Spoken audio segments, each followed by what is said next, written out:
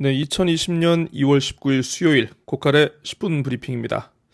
미리 좀 말씀드리겠습니다. 오늘 재미일보는 청취자 여러분들 들으시기에 좀 일부 불편한 내용이 있을 수 있습니다. 그래서 건너뛰시고 싶은 분들 지금 화면에 보이는 자막에 보시는 대로 제주일보와 한라일보, 제주신보의 타임라인으로 각각 이동하시면 좋을 것 같습니다.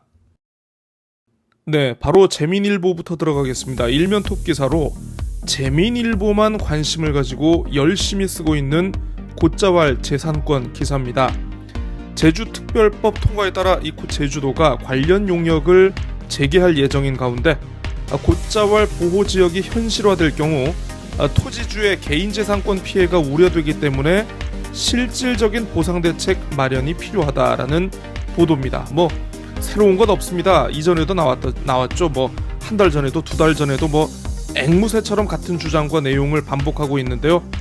이 정도면 이제 재민일보의 연중 캠페인으로 삼아도 이게 무리가 아니겠다라는 그런 생각이 듭니다. 일면 머릿기사만큼이나 편집국이 가장 신경 쓰는 것이 바로 일면에 담을 사진인데요. 제주일보는 어제 원지사의 전통시장 방문, 그리고 한라일보와 제주신보는 눈놀이를 하고 있는 도민들의 표정 담았습니다. 재민일보는 회장님의 용안을 담았군요.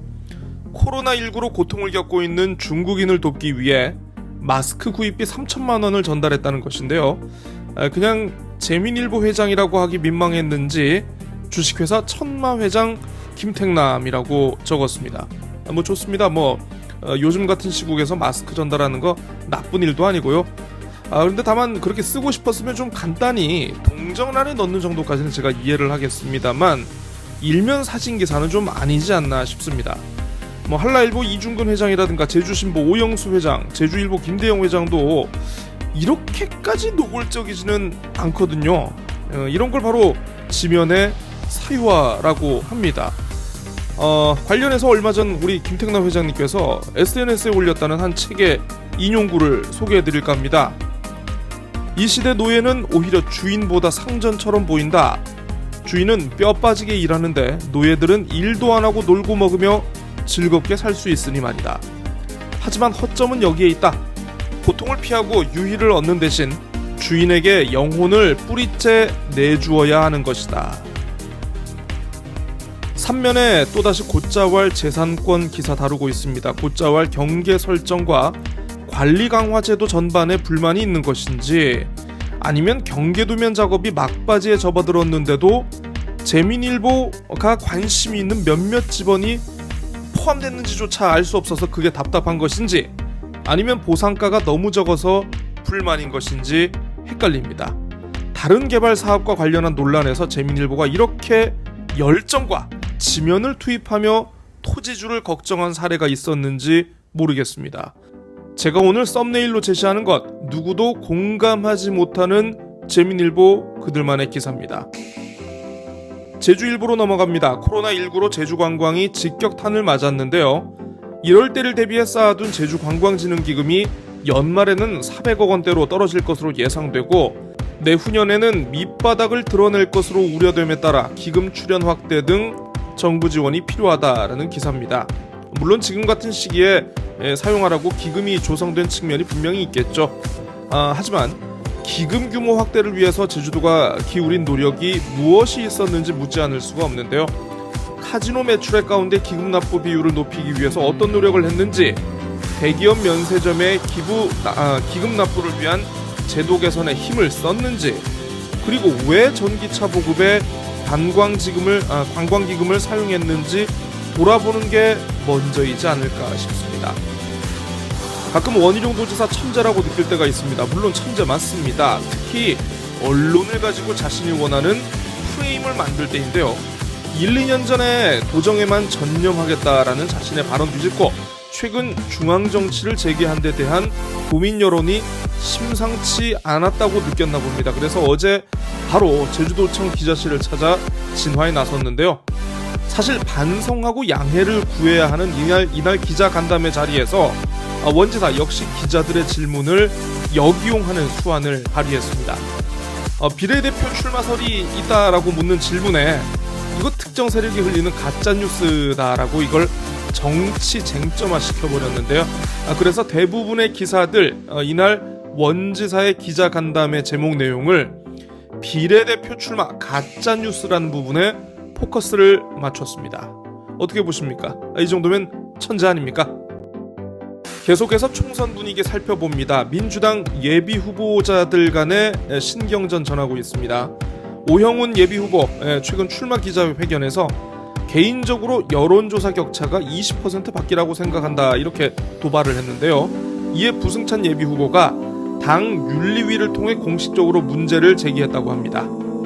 이와 함께 제주시갑 전략공천자로 거론되는 송재호 전 국가균형발전위원장이 이달 중 교수직을 사임한다는 소식이 나오자 나머지 예비후보들이 이게 뭐 낙점된 거 아니냐라면서 경선을 촉구하는 목소리를 내고 있는데요.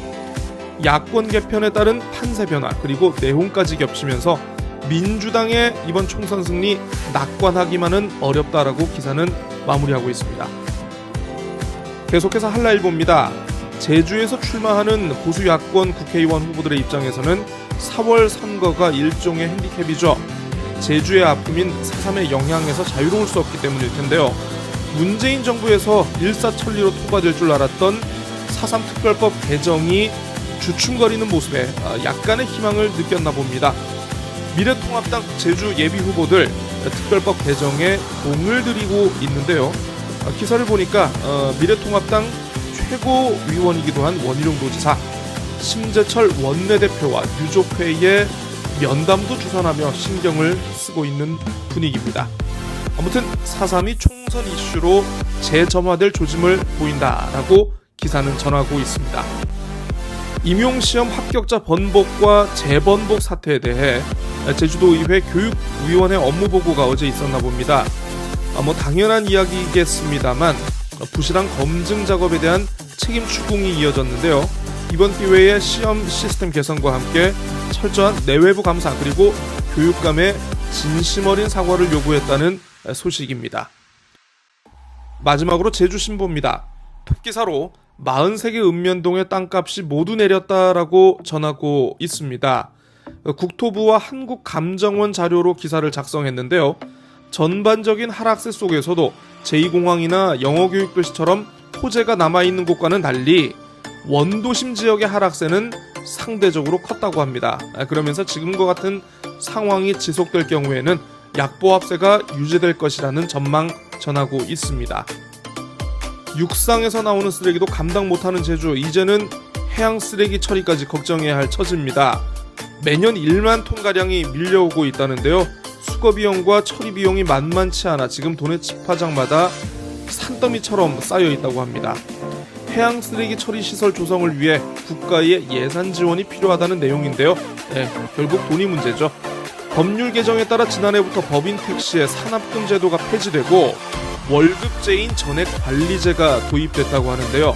제주에서는 노사간 입장처로 도입한 곳이 전무하다는 소식 전하고 있습니다. 이른바 성과를 내지 못하거나 근무 태도가 불량한 직원들에게도 똑같이 월급을 줘야 하는 것은 물론이고 월급제를 시행하면은 이전에 그 성과제보다 손해주는 금액이 줄어들 가능성이 있어서 일부 기사는 회사까지 고려하고 있다라고 이런 내용 전하고 있는데요.